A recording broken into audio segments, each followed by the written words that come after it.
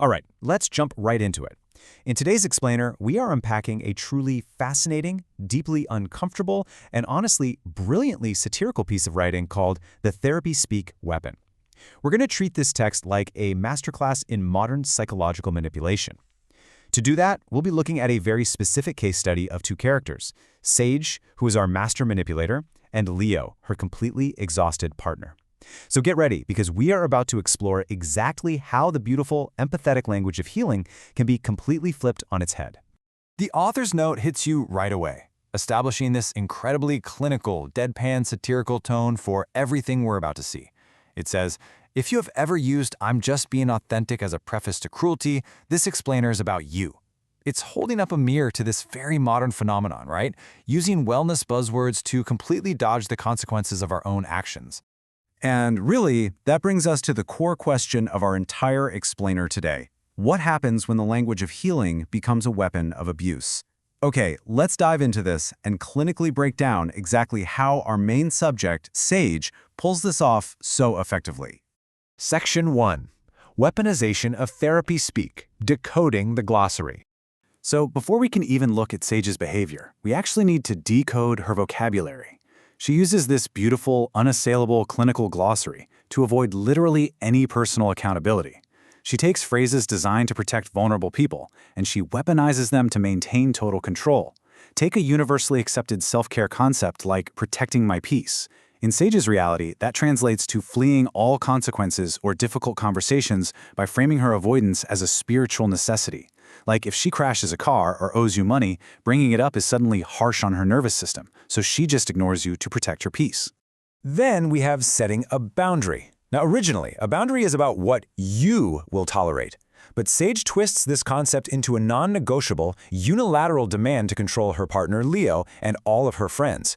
In her hands, a boundary isn't a boundary at all. It's just a command that forces everyone around her to change their behavior so that she never has to experience a single moment of discomfort. Section 2. The Darvo Manipulation Playbook. Deny, attack, reverse victim, and offender. Let's see how this actually builds into a real confrontation. We're going to look at a massive fight over rent money between Sage and Leo and frame it as a textbook application of this specific psychological manipulation tactic. $2,400. That is the exact amount of rent money that Sage secretly siphoned from their joint account. And what did she spend it on? Well, a Tulum nervous system reset retreat, a yoni steam kit, and ethically mined rose quartz. Obviously, Leo is understandably panicking about being evicted, but when he asks where the money went, Sage goes to work. The crucial thing here is how she expertly flips the script using the Darvo framework. Let's walk through it. Step 1, deny accountability. She claims that calling it our money is just a capitalist construct. Step 2, attack the person raising the issue. She instantly zeroes in on Leo's tone, telling him his energy is very aggressive and masculine. And step 3, reverse victim and offender.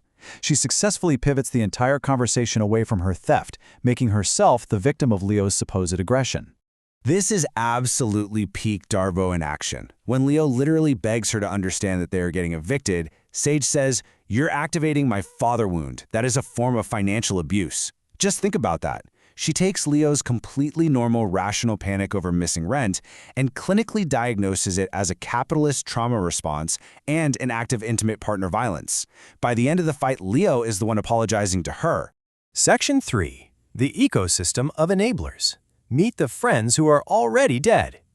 You see, a master manipulator cannot survive in a vacuum. They need a host. Sage has carefully curated a friend group designed specifically to absorb her toxicity, validate her actions, and essentially sustain her alternate reality. Let's rapidly break down these tragic archetypes known collectively as the Soul Fam. First, you've got Mara, the anxious enabler. Sage literally stole her $4,200 couch for 9 months, and Mara apologizes for asking for it back.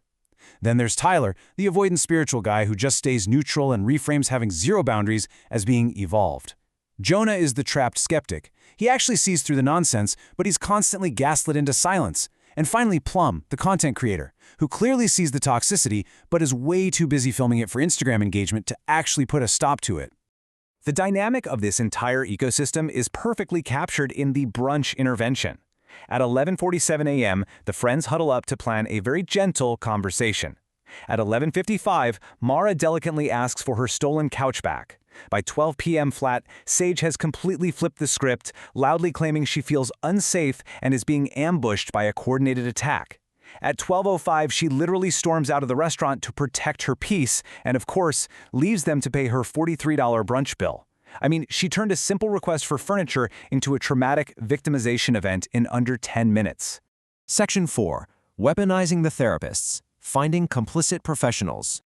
To make her delusions totally bulletproof, Sage audits, hires, and manipulates inexperienced therapists who will unwittingly validate her twisted narratives. And this brilliantly illustrates the insane disconnect between reality and her version of events. Sage goes into her therapist Clara's office. Clara is a 28-year-old, deeply earnest, fresh out of grad school professional operating heavily on a believe the client framework. Sage feeds her a weaponized fiction claiming Leo is financially abusive and violently slamming cabinets. Clara, genuinely just wanting to be compassionate, validates Sage entirely. Meanwhile, we really have to look at what this is doing to Leo. He has been gaslit so relentlessly by Sage, who, by the way, is now using her therapist's validation as a literal weapon against him, that he is having a full-blown mental breakdown. It's the middle of the night, he's standing in his kitchen, and he is constantly typing this exact question into Google, "Am I the narcissist?" But here's the thing. Leo has his own therapist, Dr. Osai, a 46-year-old veteran who absolutely does not have a singing bowl in his office and has zero patience for manipulation. When an exhausted Leo asks Dr. Osai if he might actually be the narcissist, Dr. Osai delivers this heavy-hitting truth. Narcissists don't ask that question. Dr. Osai sees right through Sage's facade immediately. He recognizes that true manipulators simply learn the language of therapy to use it as a shield. Section 5. Breaking the toxic cycle. The escape plan. So how does a victim like Leo ultimately break free from this paralyzing, jargon-filled web of manipulation? Well, he documents reality. Dr. Osei instructs Leo to create an evidence journal. Just write down what happens, without overanalyzing it. And when we look at the mounting proof, it's wild. Monday, working late is traumatizing her. Tuesday, asking her to do the dishes is ableist. Wednesday, refusing to buy a $300 course is prioritizing capitalism. Thursday, wanting to spend a Friday night together is labeled anxious attachment. Actually writing this down is what breaks the spell. It proves to Leo, beyond a shadow of a doubt, that his reality is being systematically dismantled. Armed with this solid reality, Leo finally takes action. While Sage is out at an $85 somatic breathwork ceremony, which of course she asked him to pay for, he packs his bags. He leaves a devastating note on the counter that cuts right through all the therapy speak. The climax of the note reads, "I don't feel like a partner, I feel like an emotional support animal with a credit card." He realizes that true boundaries don't require $50 words. They require action. And with that, he finally escapes the manipulation. As we wrap up this explainer, I want to leave you with a provocative thought drawn straight from this incredible satire. The language of healing is incredibly powerful. But in the wrong hands, it is the ultimate disguise for toxic behavior. So you have to ask yourself, are your boundaries really protecting your peace, or are they just protecting you from accountability? Thank you so much for exploring this fascinating case study with me, and keep questioning what you hear.